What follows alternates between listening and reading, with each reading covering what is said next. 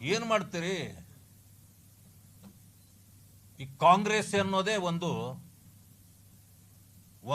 ವಂಶ ಪಾರಂಪರ್ಯದ ಸಂತತಿ.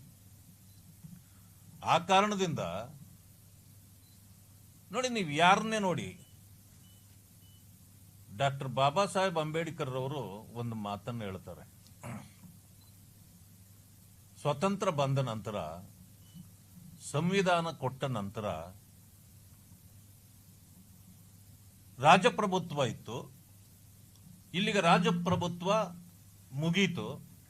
ಇನ್ನು ಮುಂದೆ ಪ್ರಜಾಪ್ರಭುತ್ವ ಜಾರಿಯಲ್ಲಿರ್ತದೆ ದೇಶದಲ್ಲಿ. ರಾಜನ ಹೊಟ್ಟೆಯಲ್ಲಿ ರಾಜನ ಮಕ್ಕಳು ಇನ್ನು ಮೇಲೆ ಮಹಾರಾಜರು ಹುಟ್ಟೋದಿಲ್ಲ. ಇನ್ನು ಮುಂದೆ ವೋಟಿನ, ನಾನು ಕೊಟ್ಟಿರ್ತಕ್ಕಂಥ ಸಂವಿಧಾನದ ಪ್ರಜಾಪ್ರಭುತ್ವದ ಅಧಿಕಾರದ ವೋಟಿನ ಪೆಟ್ಟಿಗೆಯಿಂದ ಇನ್ನು ಮುಂದೆ ರಾಜರು ಹುಟ್ಟುತ್ತಾರೆ ಅಂತ ಹೇಳಿದರು. ಆದರೆ ಈಗ ಆಗಿರೋದೇನು ಅಂತಂದ್ರೆ, ಈ ವಂಶ ಪಾರಂಪರ್ಯದಲ್ಲಿ ಸಂಪೂರ್ಣವಾಗಿ ಆ ರಾಜಮನೆತನದ ಅಧಿಕಾರವೇ ಮತ್ತೆ ಬಂದಂಗೆ ಕಾಣ್ತದೆ. ಅದೇನೇ ಇರಲಿ, ಕಾಂಗ್ರೆಸ್ನ ನೀತಿಗಳು ಈ ದೇಶವನ್ನ ಹಾಳು ಮಾಡತಕ್ಕಂಥದ್ದು ಬಿಟ್ರೆ ಏನಲ್ಲ. ಪ್ರಿಯಾಂಕಾ ಖರ್ಗೆ ಅವರು ಈಗ ಮಂತ್ರಿ ಇದ್ದಾರೆ, ಸದನದಲ್ಲೂ ಕೂಡ ನಿಂತು ಕೇಳಿದ ಪ್ರಶ್ನೆಗಳಿಗೆ ಅವರ ಉತ್ತರ ಇಲ್ಲ. ಉತ್ತರ ಕೊಡೋ ಸಂದರ್ಭಕ್ಕೆ ಪರಾರಿ ಆಗ್ಬಿಡ್ತಾರೆ. ಯಾಕೆಂತಂದ್ರೆ ಅವರ ಸಾಧನೆ ಶೂನ್ಯ. ಅವ್ರದ್ದು ಇಲ್ಲದೆ ಇದ್ದಾಗ ಬಂದು ಕೂತ್ಕೊಂಡು ಕೇವಲ ಬೇರೆಯವರನ್ನ ತೀಟೆ ಮಾಡೋದು, ದ್ವೇಷದಿಂದ ಮಾತಾಡೋದು, ಇದೇ ಮಾಡ್ತಾರೆ. ದೇಶದ ಒಬ್ಬ ಗೃಹ ಮಂತ್ರಿಯನ್ನ ನಾಲಾಯಕ್ ಅಂತ ಮಾತಾಡಿದ್ರೆ ಸುಮ್ಮನೆ ಕೂಡ್ಬೇಕಾ? I am eye witness yesterday. ನಿನ್ನೆ ನಾನು ನೋಡ್ತಾ ಇದ್ದೇನೆ, ಕೇಶವ್ ಪ್ರಸಾದ್ ಅವರು ಮಾತಾಡ್ತಾ ಯಾರ್ಯಾರು ಏನೇನು ಮಾತಾಡ್ತಾರೆ ಅಂತಕ್ಕಂಥ ಮಾತನ್ನು ಹೇಳಿದ್ರು.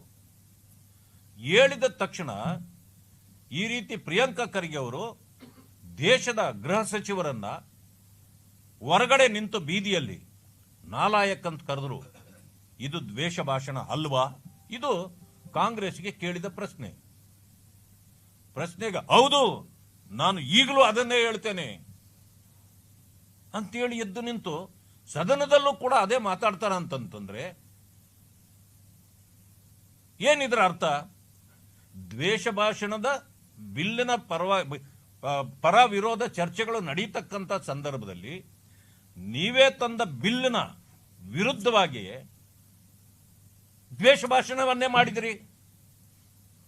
ಮಾನ್ಯ ಮುಖ್ಯಮಂತ್ರಿಗಳು ನಾವು ಇಷ್ಟು ಹೋರಾಟ ಮಾಡಿದ್ರು ಕೂಡ ನೋಡಿ ಸುಮ್ಮನಿದ್ರು.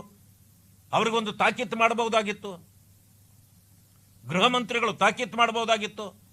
ಯಾಕಂದ್ರೆ ಅವರಿಬ್ಬರಿಗೂ ಕೂಡ ಧೈರ್ಯ ಇಲ್ಲ. ಎಐಸಿಸಿ ಅಧ್ಯಕ್ಷರ ಮಗ ಅಲ್ವಾ? ಮಗನನ್ನ ಮುಟ್ಟೋ ತಾಕತ್ತು ಯಾರಿಗಿದೆ ಕಾಂಗ್ರೆಸ್ನಲ್ಲಿ? ಅದಕ್ಕೆ ತುಂಬಾ ದಿವಸ ಉಳಿಯೋದಿಲ್ಲ. ಇದು ಗರ್ವಭಂಗ ಆಗೋ ಕಾಲ ಬಂದೇ ಬರುತ್ತೆ. ಕಾಲ ಬಂದಾಗ ಗರ್ವಭಂಗ ಹೆಂಗಾಗುತ್ತೆ ಅಂತ ನಿಮಗೆ ಆಮೇಲೆ ಗೊತ್ತಾಗತ್ತೆ.